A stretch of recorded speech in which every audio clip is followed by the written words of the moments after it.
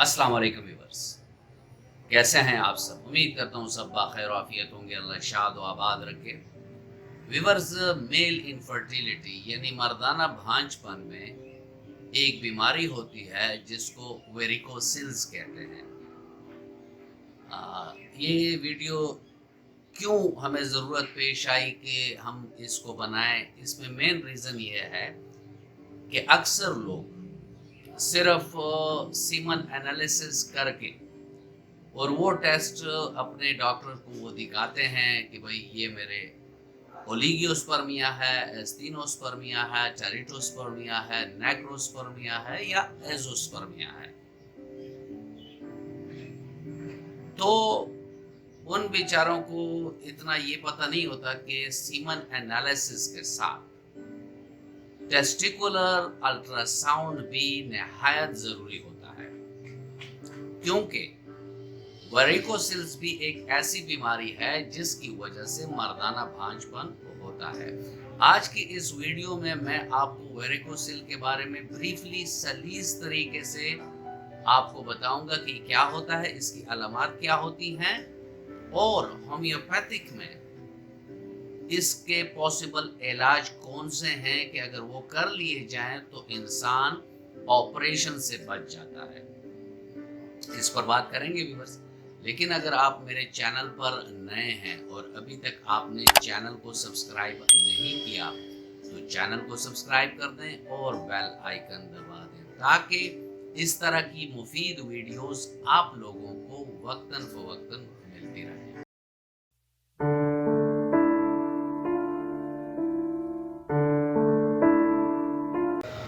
Viewers, वेरिकोसिल्स क्या होता है? ये जो हमारा स्क्रूटम होता है उसमें आर्टरीज और वेन्स का एक गुच्छा सा होता है। आर्टरीज ऑक्सीजनेटेड ब्लड टेस्टिस की तरफ लाता है ताकि उससे न्यूट्रिएंट्स टेस्टिस को मिल सकें, और वहाँ से जो वेन्स होती हैं वो वहाँ से डीऑक्सीजनेटेड ब्लड या वो ब्लड जिससे न्यूट्रिएंट्स निकल गई हों और उसको वापस हार्ट की तरफ भेज रहे हों, ये वेन्स वो ब्लड हार्ट की तरफ भेजते हैं। तो इन वेन्स में ऐसे वाल्व्स होते हैं, यानी यहाँ से नीचे से गुजर रहा है तो ये गुजर जाता है, जब खून गुजर जाता है तो वाल्व फिर बंद हो जाते हैं। वेरिकोसिल्स के पेशेंट में क्या होता है कि ये वाल्व प्रॉपरली बंद होते नहीं हैं, तो ब्लड की जो फ्लो होती है वो फिर नीचे आ जाती है, यानी वाल्व बंद होते नहीं हैं प्रॉपरली तो ये फिर नीचे आ जाते हैं, जिसकी वजह से इन रगों में उभार महसूस होता है। इनमें बाज़ औक़ात नीलापन आ जाता है, बाज़ औक़ात इसमें दर्दें भी होती हैं और एक खिंचाव का एहसास भी होता है।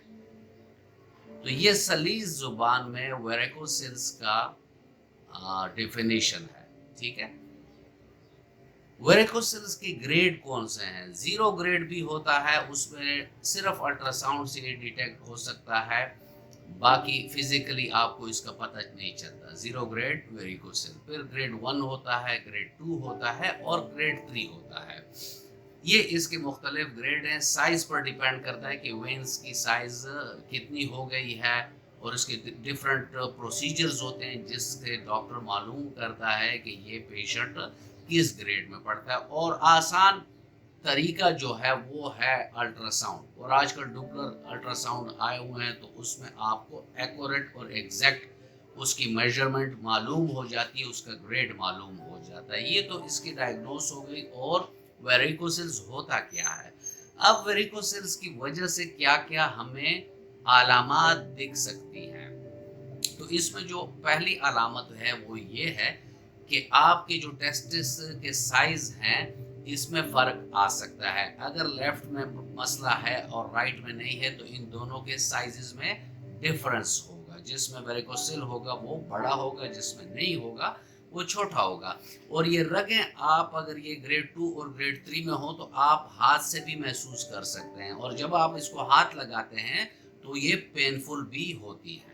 और अगर आप वैसे विजुअली स्क्रूटम को देखें तो स्क्रूटम का साइज भी जो पहले होता था उससे आपको बड़ा लगता है। इसके बाद जो सबसे इम्पोर्टेंट अलामत है वो ये है कि वेरिकोसिल्स से ओलिगोस्पर्मिया, ओलिगोएस्टिनोजोस्पर्मिया ये मसला भी हो जाता है। यानी स्पर्म काउंट, आप कोई भी दवाई दे दें, स्पर्म काउंट नहीं बढ़ता, काउंट कम होता है और इतना कम होता है कि वो फर्टिलाइजेशन के लिए नाकाफी होता है। अब अगर हम इसके कॉजेशन पर जाएं तो अभी तक ऐसे पिन पॉइंटेड इसकी कोई वो कॉज नहीं आई।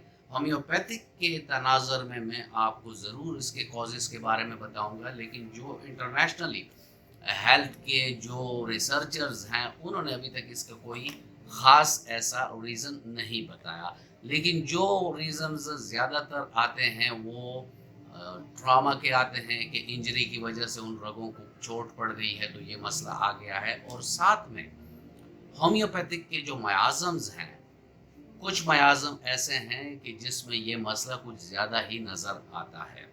व्यूअर्स, अगर अब हम चलें और देखें कि होम्योपैथिक हमें इसमें कैसे हेल्प आउट कर सकती है, तो मेरा मशवरा हर बार की तरह वही होगा कि आप अपने किसी नज़दीकी होम्योपैथिक डॉक्टर के पास जाएं, अपना अल्ट्रासाउंड लेकर जाएं, उसके अलावा फ़िज़िकल एग्ज़ामिनेशन अगर वो करना चाहें तो वो कराएं। उसके बाद आपके तमाम अलामात डॉक्टर को बताएं ताकि वो आपको बिलमिसल दवाई दे सकें। मैं आपसे डेफिनेटली इस वीडियो में ज़िक्र भी करूंगा अपने पर्सनल एक्सपीरियंसेस के हम क्लिनिक में इन मरीज़ों का किस तरह लुक आफ्टर करते हैं। तो हमारा जो तरीक़ाकार होता है उसमें प्राइमरी काजेशन हमारे मियाज़म के अलावा कोई दूसरी होती ही नहीं है।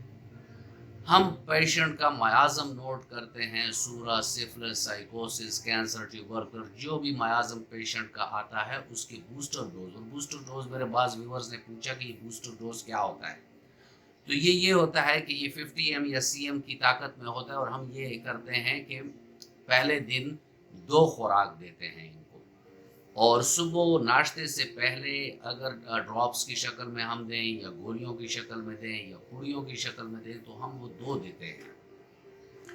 तो वो डोज जो होता है वो सुबह नहार 5 मिनट के वक्फे से, यानी एक डोज ले ली, फिर 5 मिनट बाद दूसरी डोज ले ली, उसके बाद 1 घंटा हम उसको कहते हैं कि आपने नाश्ता नहीं करना, सिर्फ पानी का इस्तेमाल ज़्यादा कर दें, और उस दिन हम कोई दवाई रिपीट भी नहीं करते। फिर हम आते हैं सेकेंडरी काजेशन पर।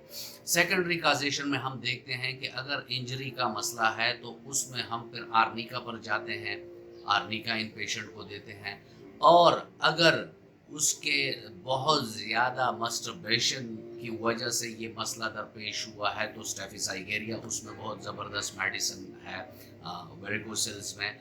लेकिन अगर आप ये कहना चाहें कि वेरिकोसिल्स के लिए वो कौन सी ऐसी 2 अद्वियात हैं कि जो आप इसको रिकमेंड करते हैं या उसके बारे में आप बताते हैं कि इनका इफ़ेक्ट बहुत बेहतरीन होता है, तो वो 2 अद्वियात हैं हेमामिलिस 30 ताकत में। 2 कतरे सुबह दोपहर शाम मरीज़ अगर लेता है तो वेरिकोसिल्स और वेंस की जो डिस्टर्बेंसेस हैं वो हेमामिलिस से बहुत बेहतरीन तरीके से ठीक होते हैं।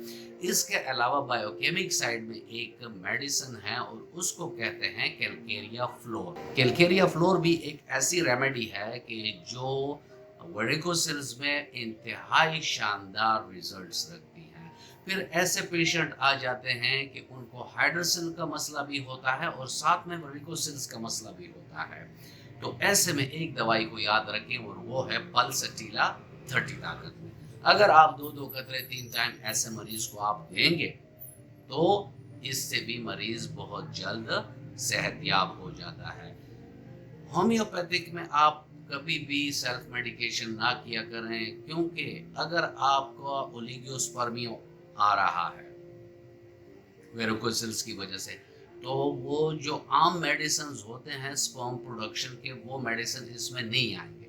इसके कुछ और ही मेडिसिन हो जाती हैं कि अगर वेरिकोसिल्स की वजह से उसकी ओलिगोस्पर्मिया का मसला बना है तो उधर मेडिसिन जुदा हो जाती है।